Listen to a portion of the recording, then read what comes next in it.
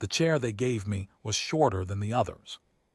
I noticed it the moment I walked into the Velith conclave chamber, a vast, tiered hall carved from the dark basalt of Kethsura Station, the kind of room that had been designed over centuries to make occupants feel the weight of what was decided inside it. 12 delegations, tiered in a horseshoe around a central speaking floor of polished pale stone. Each seat a high-backed affair in dark resin, wide at the shoulder, proportioned for species whose formal posture ran to the imposing. Each seat except mine. Mine was the same color, same material, sat in the same arc, approximately two-thirds the height. I set my bag down, took out my notepad, actual paper, actual pen, the kind of thing I'd been carrying to posting since my second year in the Corps, and wrote the date at the top of the page. Then I wrote, "Chair is shorter." Then I drew a small box around it, the way I do when I want to remember something. I have been a cultural attaché for 12 years.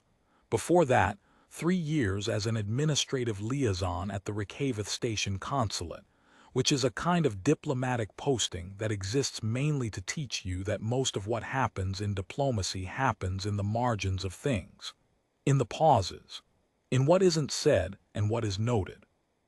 My first supervisor used to tell me that the human gift in interspecies work was patience, not because we were naturally patient, but because we had learned to read stillness as information.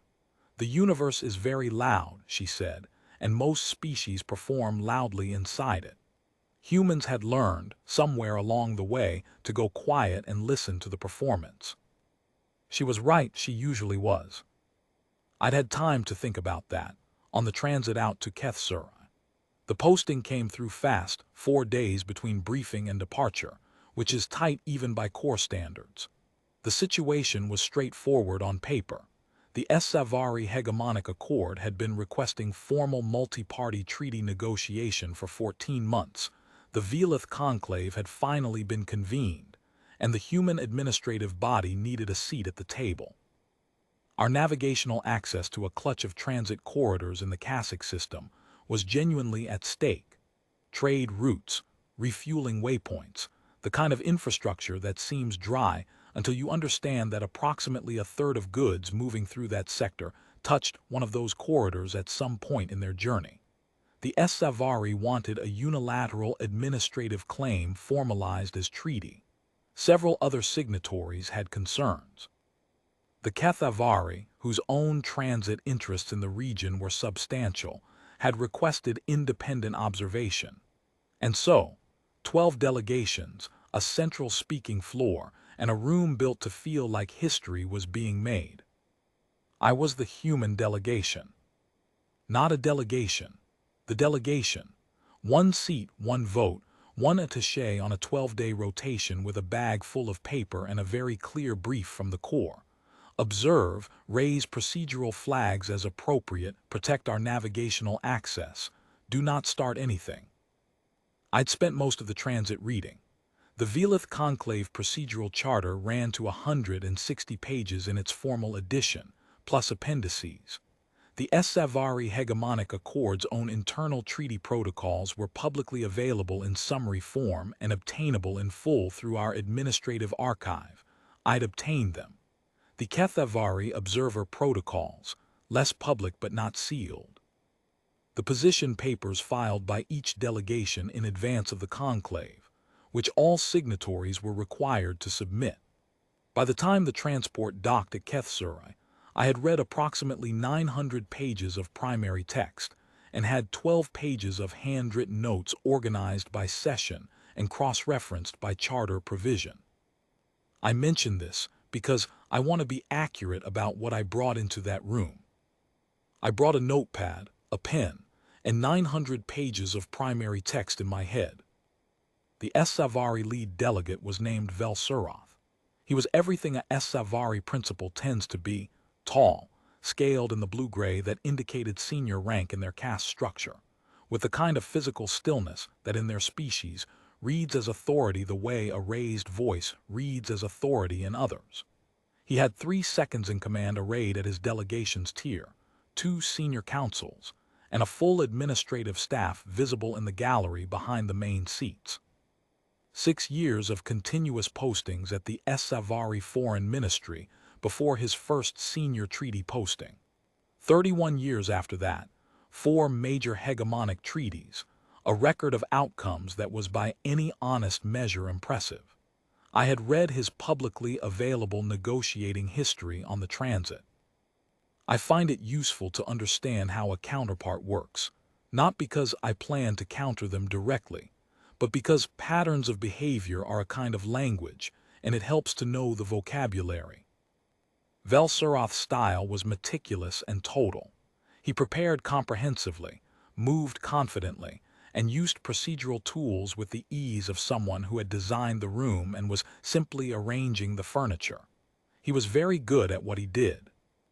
He looked at my chair, the short one, and then at me, and I had the clear sense he had arranged for the chair specifically, which meant someone on the Savari administrative staff had done a small amount of research and determined that a human cultural attaché with 12 years of mid-tier postings was not worth the full seat height. It was a small thing. The kind of small thing you do when you want to establish, before the first session opens, that you have already categorized the other party. I sat down in the shorter chair, found that it put my notepad at a workable angle on the desk surface, and decided it was actually fine. The first session opened with formal introductions. Each delegation's lead presented credentials, outlined their position, and stated their primary interest.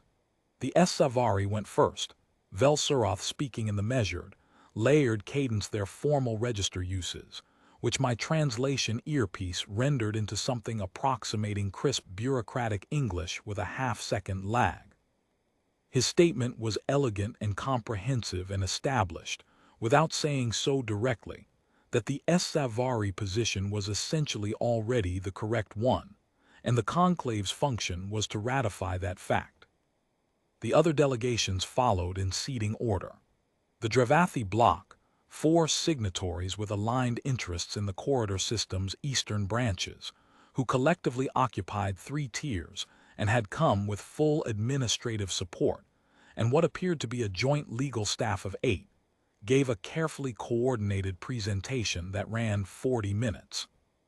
The Havari single delegate, who was an amphibian species that conducted diplomacy almost entirely through written exchange, submitted a formal text and allowed it to be read into the record by the session clerk.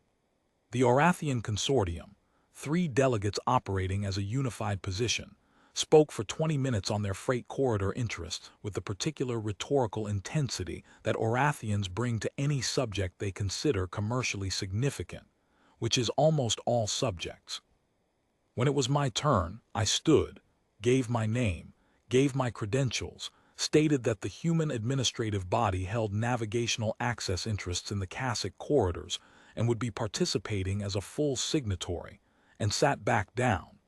40 seconds, roughly. I didn't outline our position in detail because our position was in the pre-session filing, and anyone who wanted to know it could read the filing. Velsuroth second, a younger Savari named Drathvel, who had the look of someone who had been told he was talented enough times that he had begun to believe it was a personality trait, leaned toward his principal and said something I was not meant to hear. My translation earpiece, which was still tuned and active, rendered it as a single human with paper. Velsuroth's expression did not change, which in a Savari of his seniority means they found it mildly amusing but beneath formal acknowledgement. I wrote in my notepad, Drathvel paper comment, day 1. Then I drew a small box around it. The second session was procedural, establishing speaking order, rules of objection, the weight of each delegation's vote in non-unanimous decisions. This is, in most conclaves, the least interesting part of the process. It is also, in my experience, the most important. The rules of a room are the room. Everything that happens afterward happens inside them, and whoever understands the rules most completely has the clearest picture of what is actually possible. In practice, most delegations treat the procedural session as a formality to be endured before the real negotiation starts. Their administrative staffs file the required participation documents. Their principals sit through the session with the patient boredom of people waiting for a transit to depart, and the procedural mechanisms are adopted by acclamation, because nobody has a strong opinion about them, and everyone wants to move on to the part where the arguments happen. I had a strong opinion about them. I just wasn't ready to express it yet. The second session ran for 4 hours. I asked 6 questions. 3 were about the definition of material objection under the Charter, specifically, the threshold required for a formal objection to delay a session's conclusions. One of the Charter's procedural counsels answered these with increasing precision as I followed up. By the third answer, the definition was significantly more specific than it had been in the original Charter text, because the session record would incorporate the answers as clarifying interpretations. 2 questions were about the voting weight calculation for delegations whose primary interest was characterized as observational rather than territorial, a technical distinction that affected how the qualified majority threshold was calculated. 1 was about the filing timeline for addendum submissions.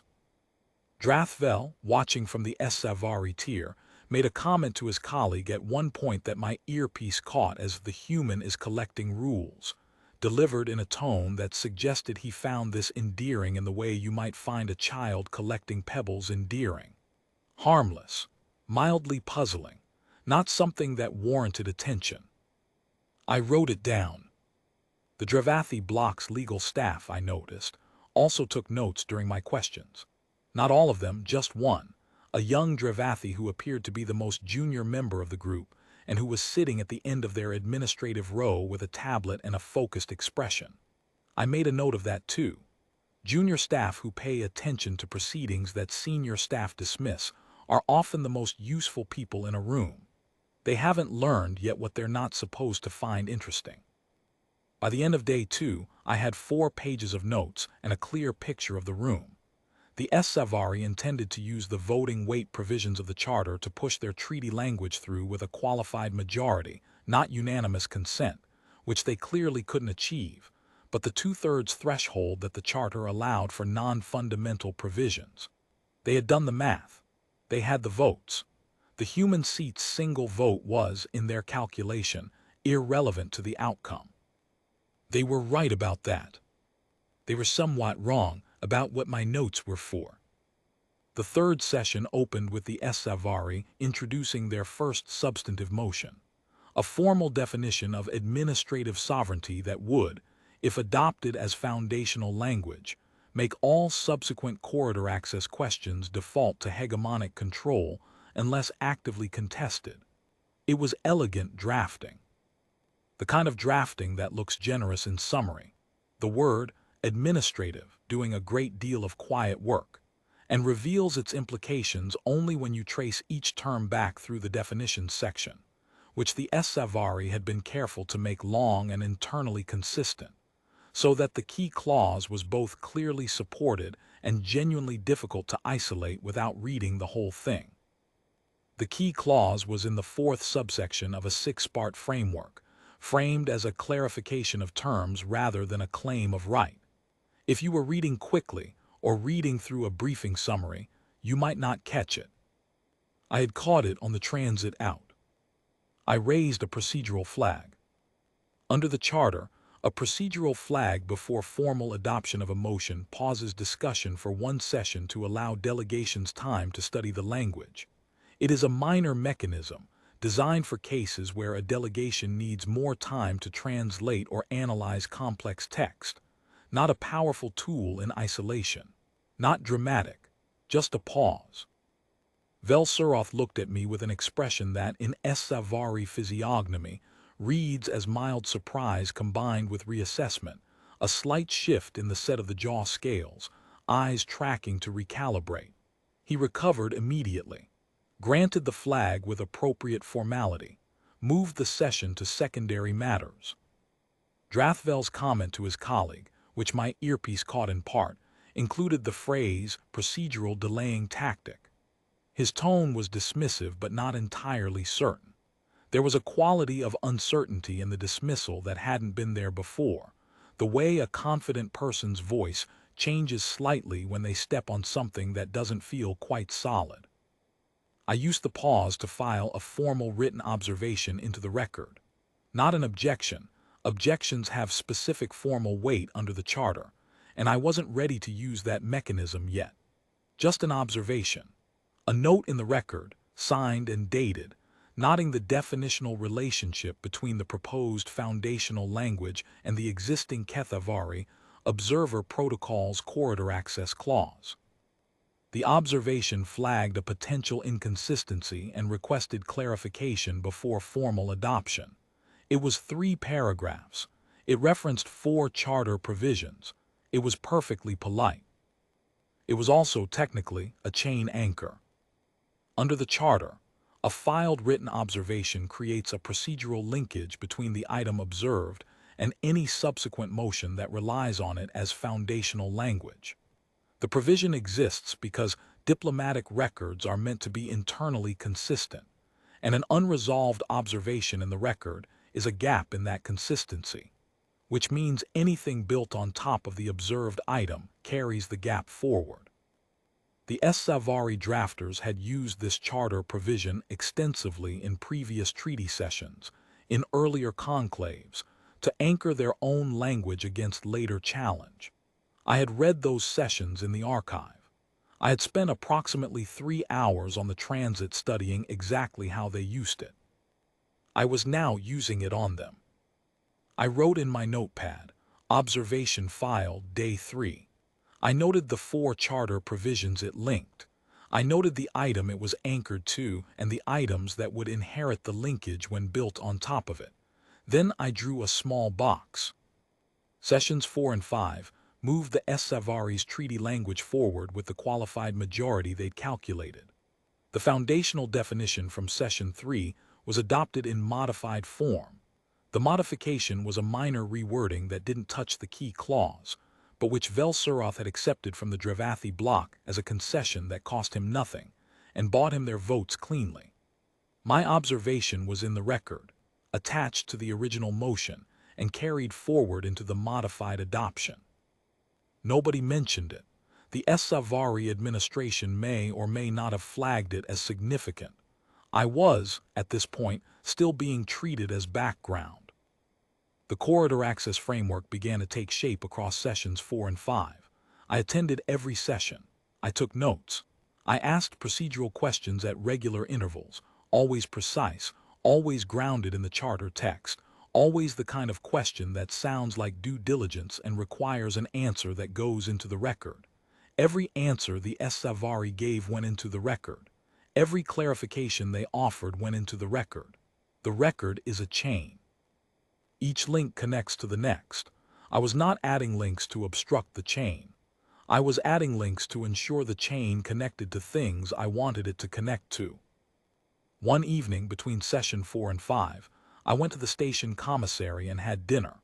The food at Kethsarai's commissary was generic station fare, adequate nutrition, negligible flavor, but I find that eating alone in a neutral space is useful for thinking. The chamber is a performance space. You are always slightly on, slightly aware of how you appear to others. The commissary was just a room with tables and bad food and no one paying attention to me. I ate slowly and thought about the Savari's timeline. They needed Session 9 for the framework's final vote. They had the votes for the qualified majority. Their main vulnerability was in the emergency transit provisions, a section of the corridor access framework that governed how corridor access would work during conflict periods and system emergencies. The draft language the Savari had filed made those provisions subject to hegemonic administrative determination, which in practice meant Savari determination. That was the piece that directly affected our navigational interests. It was also, I had noticed, the piece where the Kethavari observer had flagged a concern in their pre-session filing, a concern that was formally observational only since the Kethavari weren't voting, but which suggested their interests were also affected. I had a note about the Kethavari observer, Tal Avith. junior to the main Kethavari diplomatic corps, assigned to observe rather than vote, professionally careful and professionally neutral in all public postures, watching the proceedings with the attentiveness of someone who was recording everything but committing to nothing. I finished my meal and went back to my room and spent 2 hours drafting a second written observation, this one about the emergency transit provisions. I wrote it carefully, filed it the following morning before Session 5 opened. On the morning of the 5th session, Drathvel made a comment that was less ambiguous than the previous ones. I caught it clearly through the earpiece. The human takes notes and asks questions because it is the only contribution available to her. I wrote that one down. Then I drew a small box around it, larger than usual. Session 6 opened with a development I had not anticipated in its specifics, but had thought probable in general shape. The Savari introduced a motion to formally recategorize the human seat's participation status from full signatory to observational signatory with advisory weight. In practical terms, this would reduce my vote to non-binding. The motion cited, as its basis, the human delegation size and the limited scope of our stated interests relative to the corridor system's full extent.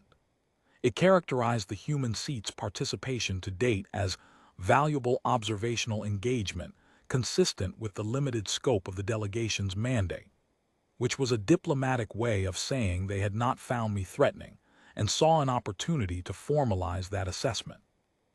It was a reasonable argument on its face.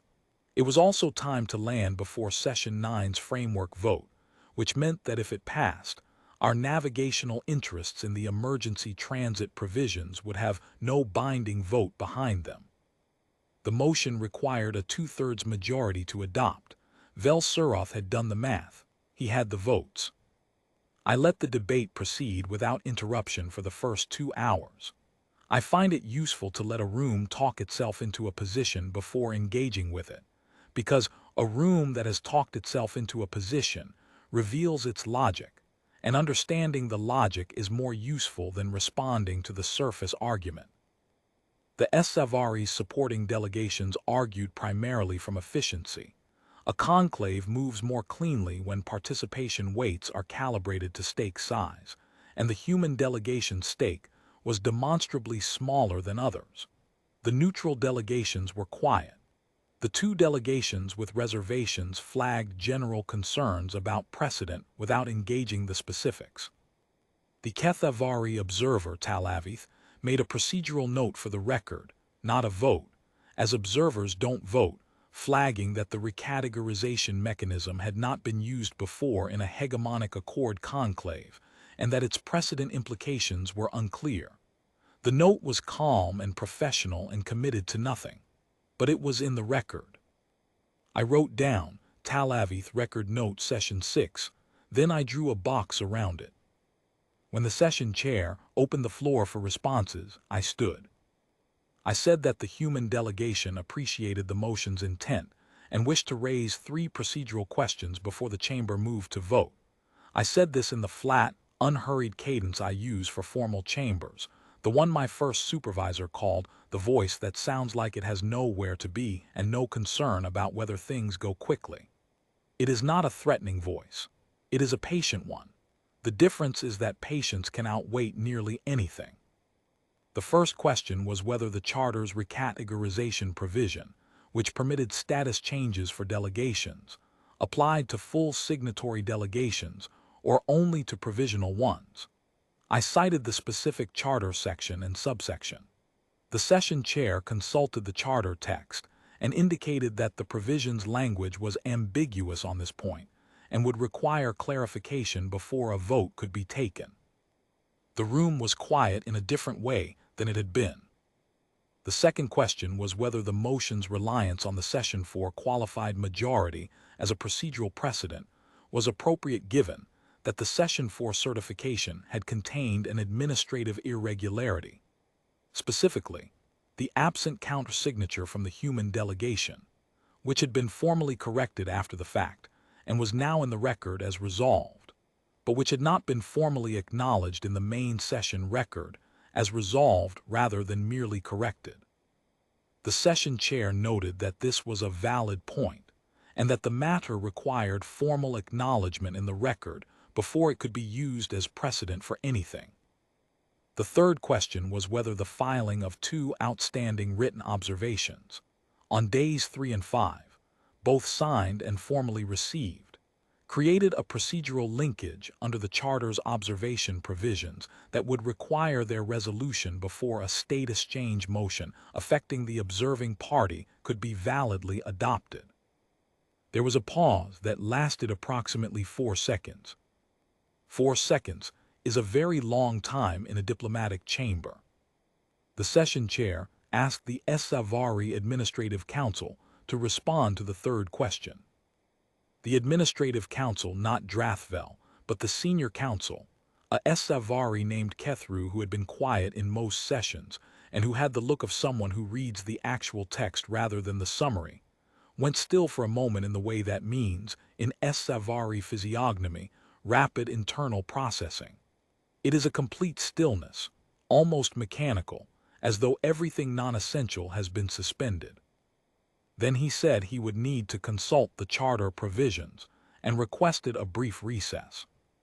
Velsuroth looked at me. Not the mild surprise and reassessment look from Session 3. Something different. In Savari formal physiognomy, there are perhaps 40 registered expressions with specific diplomatic meanings, each corresponding to a recognized state of engagement or negotiation.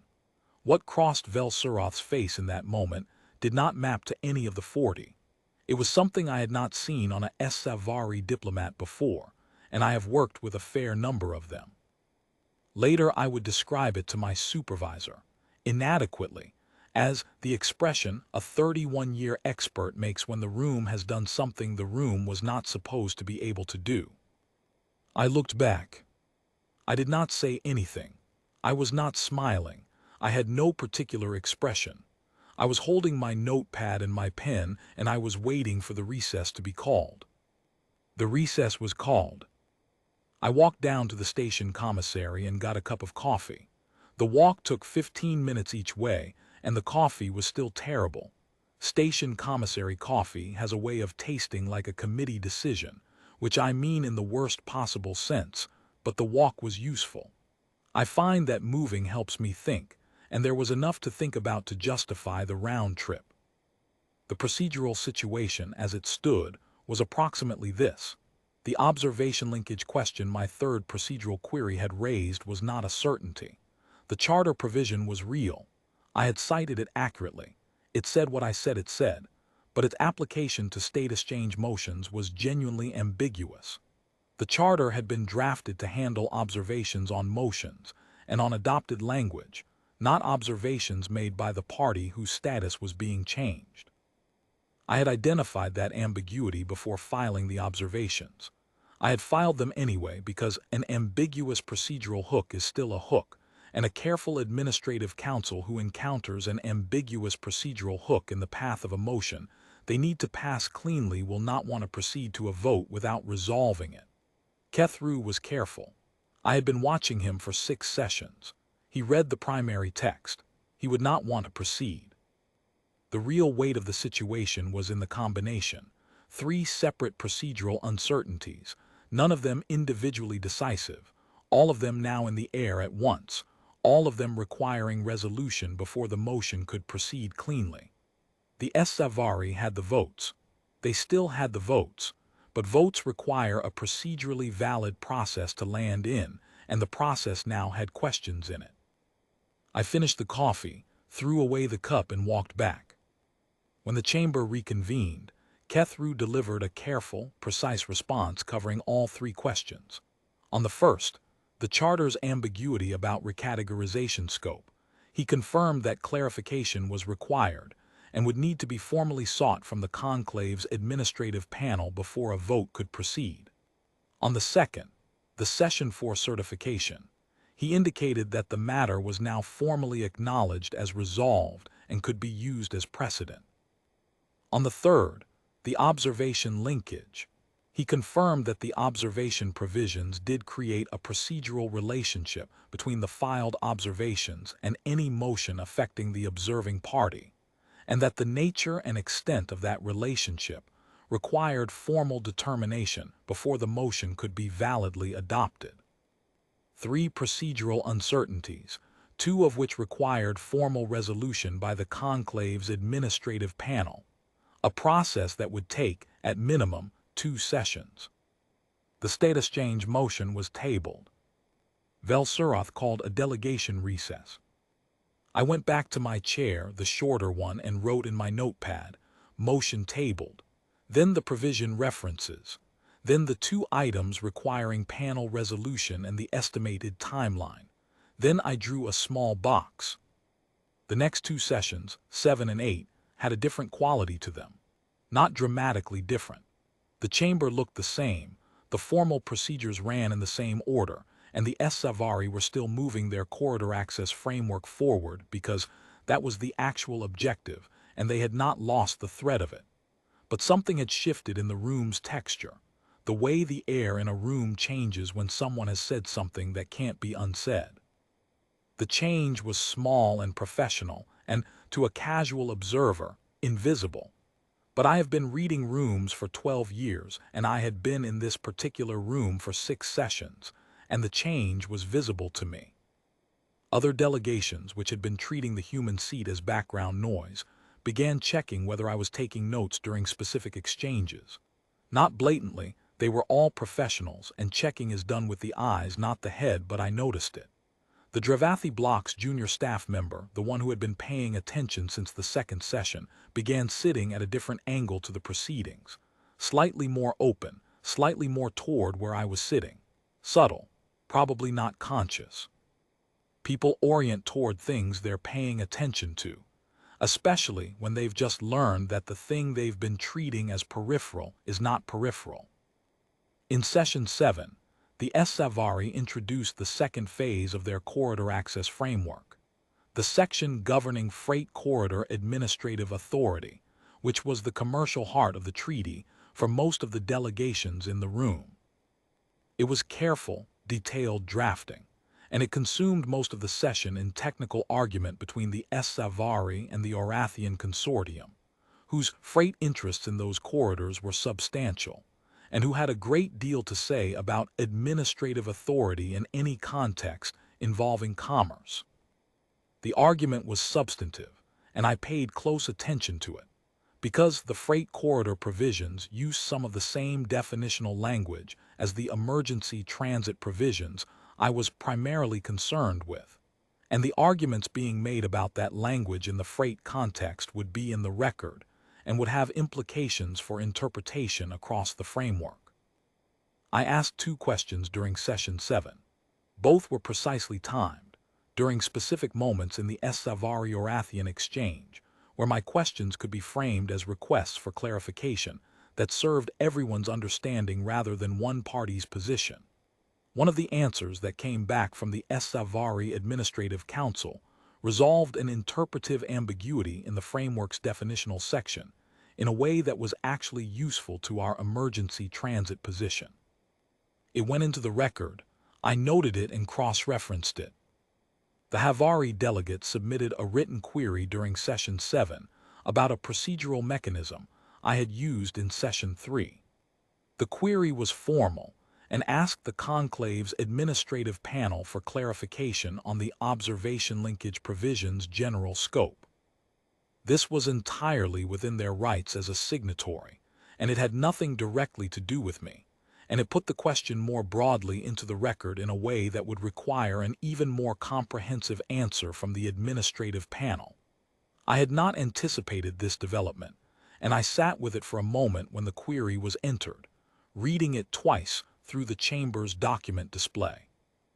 The Havari work slowly and communicate primarily through text, and when they file something in a formal proceeding, it means they have thought about it carefully and considered it important.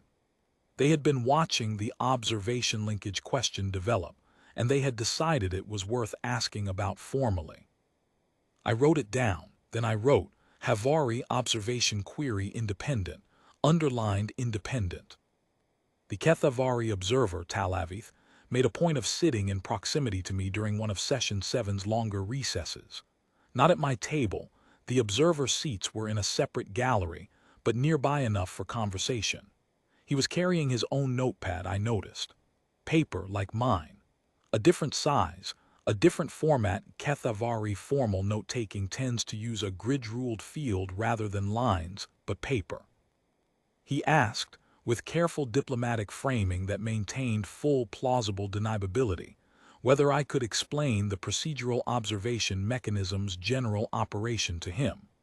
For my report to the Kethavari Administrative Corps, he said, which is diplomat for, I am asking this officially but would like it to sound unofficial. I explained the mechanism, cited the provisions, suggested he might find the Charter's administrative archive useful, specifically the appendix that covered the observation provisions legislative history, which explained why the drafters had written it the way they had and what they had intended it to cover. I also, carefully, mentioned that the Havari query had asked a question that would probably produce a comprehensive panel interpretation of the provision's scope, and that the panel's answer, whatever it was, would go into the record and would be available to all parties. Talavith made a note in his grid-ruled notepad. He thanked me formally and returned to the observer's gallery. The following session, the Kethavari filed their own written observation on the emergency transit provisions, the section that covered both their corridor interests and ours. The observation was on a legitimate concern of their own, entirely distinct from mine in its specifics, but it used the same procedural mechanism, and it created its own linkage chain attached to the emergency transit section. The Savari Administrative Council tracked the filing with very close attention. I watched Kethru receive the filing notification on his tablet and read it in full before setting the tablet down and resuming his work with an expression that I could not fully read, but which had the quality of a person who has just confirmed something they had already suspected. Drathvel stopped making comments during sessions entirely after day 6. I noticed the absence as clearly as I had noticed the comments. He had been a regular feature of the room's background, the junior principal making dry asides, performing the casual confidence of someone who has not yet had enough reverses to take them seriously. The silence that replaced it was a different kind of presence. A person who has been performing confident dismissal and then falls quiet is not quiet because they have become comfortable. They are quiet because they are recalculating, and recalculation requires stillness. On the evening between sessions 8 and 9, Kethru sent a request for a meeting. Not a formal session meeting, an administrative one. The request came through the conclave's standard interdelegation channel with a subject line reading discussion of outstanding procedural items. The language was impeccably neutral. The fact of the request was not neutral at all. I confirmed the meeting for the following morning. That evening I went through my notes carefully. 12 pages by then, both sides of most pages, organized by session and cross-referenced in the margins. The notes told a story, and the story was not simple, but it was precise. The Savari had built a qualified majority path to their treaty outcome. That path still existed. They still had the votes they needed for Session 9. But the path now ran through a procedural record that I had been quietly altering for 8 sessions, not by blocking anything directly, not by opposing anything loudly, but by adding to the record in ways that changed what the record said about itself. The observation chain on the foundational definition from Session 3 was the load-bearing piece. The foundational definition was the structural core of the Savari Treaty framework. Everything else was built on it. My observation had connected it to the Corridor Access Framework's emergency transit provisions, which were the section that affected our navigational interests. The connection was real and accurate. I had flagged a genuine definitional relationship. But the connection in the record meant that the foundational definition and the emergency transit provisions were now procedurally entangled, and any final vote on the corridor access framework had to treat our interests as part of the framework rather than peripheral to it. The status change motion that would have reduced my vote to advisory weight would have severed that entanglement before the Session 9 vote. That was, I was now fairly confident, exactly why the motion had been introduced when it was. It hadn't been primarily about my voting weight on the framework. It had been about removing the procedural entanglement before the entanglement could affect the outcome. The motion was tabled. The entanglement remained. The only clean path to a Session 9 vote that served the Savaris Treaty goals now ran through some modification to the emergency transit provisions, something that formally resolved the procedural linkage in the record by addressing the concern the linkage flagged, which meant acknowledging that the concern was real, which meant giving us something in that section. I made a cup of tea and went asleep at a reasonable hour. Kethru arrived for the morning meeting alone. He was carrying a tablet with the charter text and a physical copy of the procedural record, the actual printed record, all 8 sessions of it, which I had not expected and which told me something about how seriously he had been working. Very few people print the full record. It is a large document. Printing it means you intend to read it with a pencil, and reading a large document with a pencil means you are not reading it for summary. You are reading it for the text. His copy had pencil marks, page tabs, 2 thin strips of material at the edges that mark specific pages for rapid return. He had quite a few of them. He was polite. Savari senior counsels of his seniority are always polite. It is a form of professional discipline, the same discipline I try to maintain. The discipline that says the conversation you are having is most useful when it is accurate, and accuracy is easier to maintain in a polite register than a contentious one. He opened by saying that the Savari delegation wished to clarify its understanding of the outstanding observation linkages and ensure that the conclave's procedural record was fully consistent with the Charter's requirements. The language was formal and precise, and revealed nothing about his assessment of the situation that he hadn't chosen to reveal. I said that was a reasonable objective, and I was happy to discuss it. We talked for 2 hours. It was the most interesting conversation I'd had at the conclave, frankly, the most interesting negotiation-adjacent conversation I could remember having in several years of postings, because Kethru was genuinely skilled. The kind of administrative mind that reads primary text rather than summaries, that carries the actual words of the Charter in his head rather than the general shape of them, that knows the difference between those two things and knows why the difference matters. We were, in a meaningful sense, speaking the same language. It was a precise language, and the conversation was honest in the way that precision makes things honest. When you are both working from the same text, disagreements are answerable by reference to the text, and everything that can't be answered that way is a genuine interpretive difference rather than a confusion about facts. He had read my observations carefully. All 3 of them, the Day 3 observation, the Day 5 observation, and the partial observation I had filed in Session 7 that most people in the room hadn't noticed because it was the shortest of the 3, and had been submitted during the Savari-Orathian freight exchange when attention was elsewhere. He had read all 3, understood exactly what the linkages meant and how they connected to the Session 9 vote, and had apparently spent the previous night determining whether there was a path through the record that served the Savari Treaty goals without requiring them to unpick what I had built. He was not making mistakes in the conversation. That was what made it interesting. He proposed 4 framings over the course of 2 hours, each one more precise than the last, each one trying to find the angle at which the observation chains could be addressed at minimal cost to the treaty framework structure. I noted, carefully and without emphasis, where each framing intersected with the existing record in ways that would create new procedural complications. Not hostile, accurate. The record is what it is. I wasn't making the complications appear. I was pointing out where they already were. At one point, He set down the printed record and looked at me across the table. In S. Savary formal physiognomy, there are approximately 40 distinct registered expressions.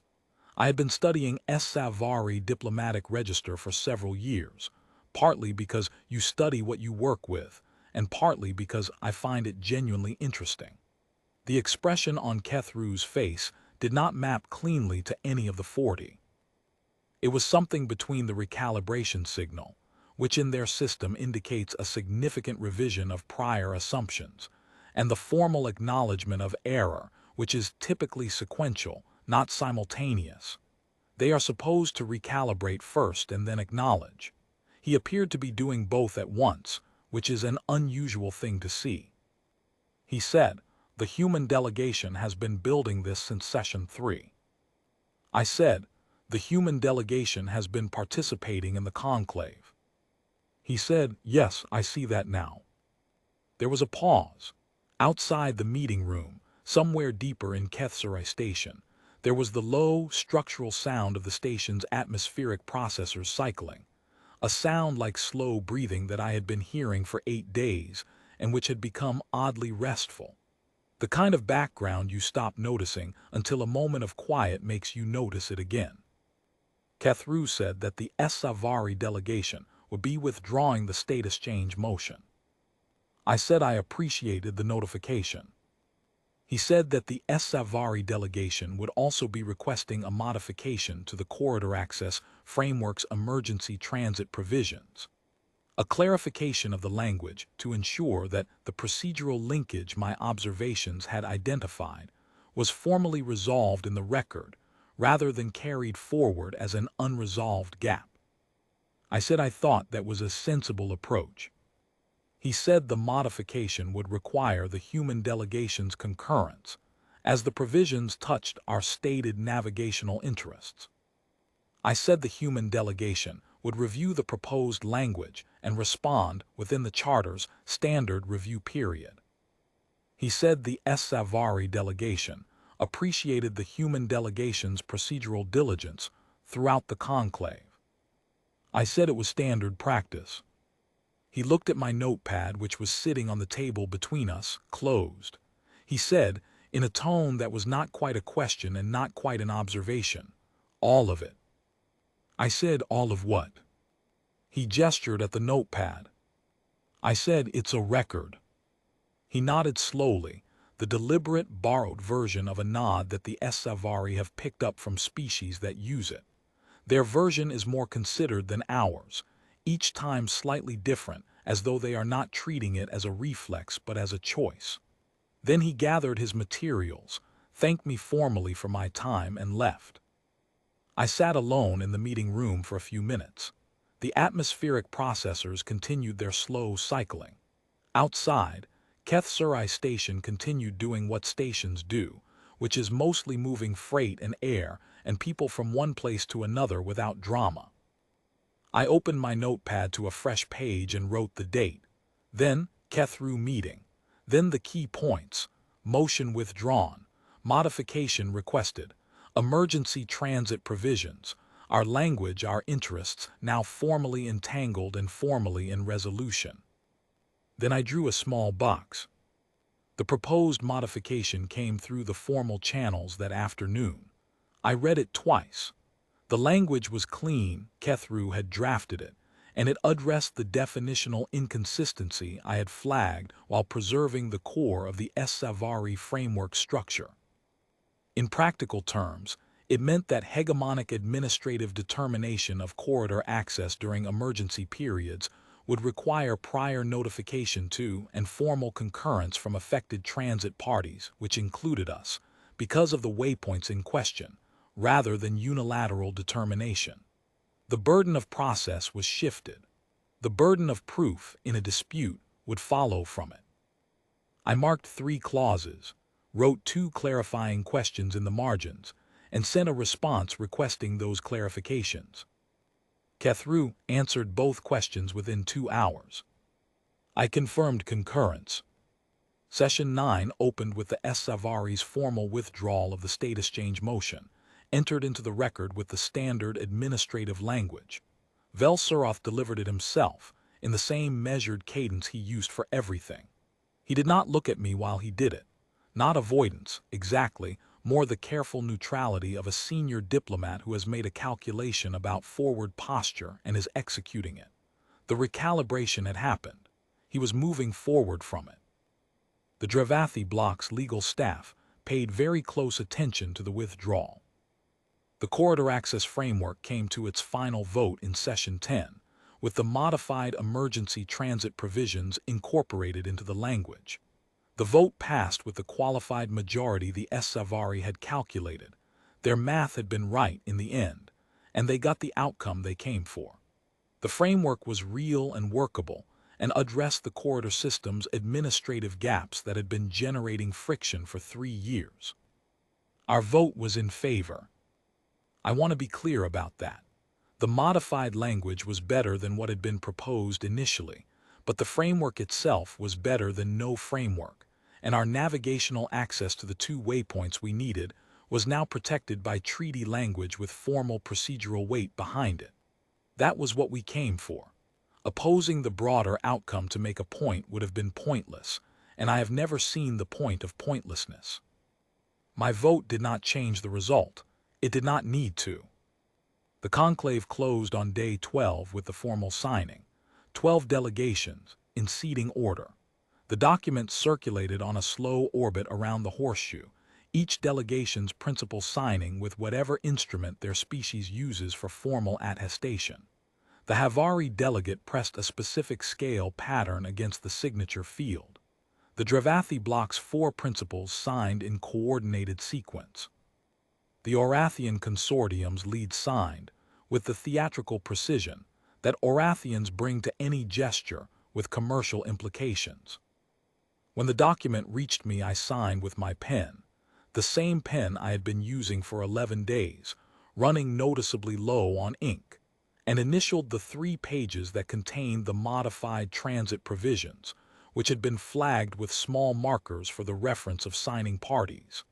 Then I passed the document to the next delegation. Velsuroth, across the chamber, was watching when I initialed those pages. I was aware of it the way you are aware of things in your peripheral attention during a focused task, present, registered, not responded to. After the formal session closed, there was a reception in one of Kethsurai's hospitality suites, the kind of post-conclave social event that exists to give delegations a format for the conversations that couldn't happen on the record. I attended because I always attend these. Attendance is information. So is the topology of who speaks to whom and who doesn't, and where in the room people position themselves, and how they position themselves relative to you, and the gaps, who conspicuously does not seek out whom, and whether that conspicuousness is accidental or deliberate. The Havari delegate communicated, as they always do, through their administrative liaison. The liaison approached me on behalf of the Havari delegation to express an interest in human administrative practices as they related to treaty sessions. Specifically, they said, the observation linkage mechanism and its broader applications. I said I would ask whether the Corps had any materials that might be useful and send them along. The liaison noted this with the careful precision that characterizes everything the Havari do formally, and excused themselves. The Dravathi block presented a more complex topology. Their 4 principles were clustered together for most of the reception, which is typical. Dravathi delegations tend to maintain internal cohesion in social settings and present to other parties as a unit. But the Dravathi lead delegate made a point of brief acknowledgement in my direction, a formal nod that held slightly longer than courtesy required, the kind that means we noticed you and we will remember that we noticed you. It is a specific gesture in Dravathi diplomatic register. It means you have entered a category of entity worth tracking. It does not mean they liked what they saw. It means they will be watching. I nodded back and moved on. The Orathian Consortium's lead delegate, whose name was something I had been rendering in my notes as Vrekath 12 for reasons related to Orathian naming conventions that would take too long to explain, found me near the refreshments, and delivered a 6-minute monologue on the importance of transit corridor commercial access to multi-species economic frameworks. It was not a conversation so much as a presentation. Orathians in social settings are very much the same as Orathians in formal sessions. I listened politely and made appropriate sounds of engagement, and when there was a natural pause told him I agreed that the framework's commercial provisions were significant. He seemed satisfied with this and moved on. Tal Avith, the Kethavari observer, sought me out near the end of the reception. He was professionally warm, which for a Kethavari diplomat means he shook my hand rather than nodding, and held the handshake for a full second rather than releasing immediately. He said the Kethavari Administrative Corps would be reviewing the conclave proceedings with interest. I said I thought the record was comprehensive and would repay careful reading. He said he suspected it would. He paused for a moment, and then said, very carefully, in the flat register of a statement that is not formally a statement, that the Kethavari Observer Corps had been considering updating its standard pre-conclave preparation protocols, and that the Velith conclave had given them some useful reference material. I said I was glad the conclave had been useful. He said goodbye and left. He probably had a report to write that would also repay careful reading. Velsuroth crossed the room to speak to me approximately 20 minutes in. He had a glass of something amber that I didn't recognize, and I had the commissary's coffee, which remained terrible even in a hospitality setting, as though the station had a policy about the sealing of coffee quality it was willing to provide regardless of occasion. He said, Attaché Solis, the Savari delegation found the human delegation's participation in the Velith conclave to be, he paused, not a long pause, a considered one, the kind that 31 years of precise diplomatic language produces when the situation requires going slightly outside the practiced range. He was not pausing because he didn't know what to say. He was pausing because he was selecting with unusual care from among things he could say. Instructive. I said, the Savari delegation's treaty drafting is admirably thorough. I learned a great deal from studying it. He looked at me for a moment. The expression on his face was the one I had seen on Kethru, the one that did not map cleanly to the 40 registered Savari diplomatic expressions. It sat between recalibration and formal acknowledgement of error, and something else that I think was closer to assessment. A genuine attempt to place what it was exactly that he was looking at. 31 years of practice had given him a very good model of what counterparts at diplomatic proceedings were, and how they worked. The model was not wrong. It was incomplete. He was revising it in real time, which is something most people only do for adversaries they respect, and the act of doing it was visible on his face in a way it probably wouldn't be on a more junior diplomat. He said, Your chair. I said, yes. He said, I am told it was arranged incorrectly. I said it was fine. The desk angle was good as it turned out. He looked at me for another long moment. Then he inclined his head in the deliberate, borrowed version of a nod. His version was slightly more final than Kethru's, the way a period is different from a comma, and moved on to the next conversation. Drathvel was on the far side of the room for the entire reception. He did not come over. This was also information. I finished my coffee, said my farewells to the delegations that were leaving that evening, and went to pack my bag. 12 pages of notes, both sides of most of them. The pen was low enough on ink that the last few lines of the final session had come out faint, still readable, but visibly running toward empty. I replaced the cap anyway and put it in the bag next to the notepad, along with the charter copy and the procedural record printout I had accumulated over 12 days, and my translation earpiece. And the 3 sets of session schedules, each one annotated differently because the questions I was tracking changed as the sessions progressed. I looked at the shorter chair on the way out. Still the right height for the desk. Everything is something if you look at it from the right angle. On the transit home, I drafted the post-conclave report for the Corps, which took the better part of a day and a half. Standard structure: opening overview, treaty outcomes, delegation postures, procedural record summary, and the observations on process section that I always include and that most of my colleagues skip. In the observations section, I wrote about the Charter's procedural linkage mechanism and its applicability in future multi-party sessions. Specifically, the conditions under which it was most effective and the conditions under which it would be most likely to be tested by opposing counsel. I wrote about the value of reading primary text rather than briefing summaries. I wrote about the Savary hegemonic Accord's specific procedural practices, the provisions they relied on most heavily, and the gap in their pre-conclave preparation that the Velith conclave had revealed.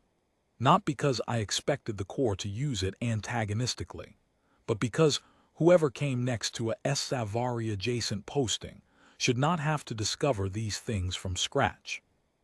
The work I did at the Velith conclave was work. It should be available to the next person, so they can build on it rather than repeat it.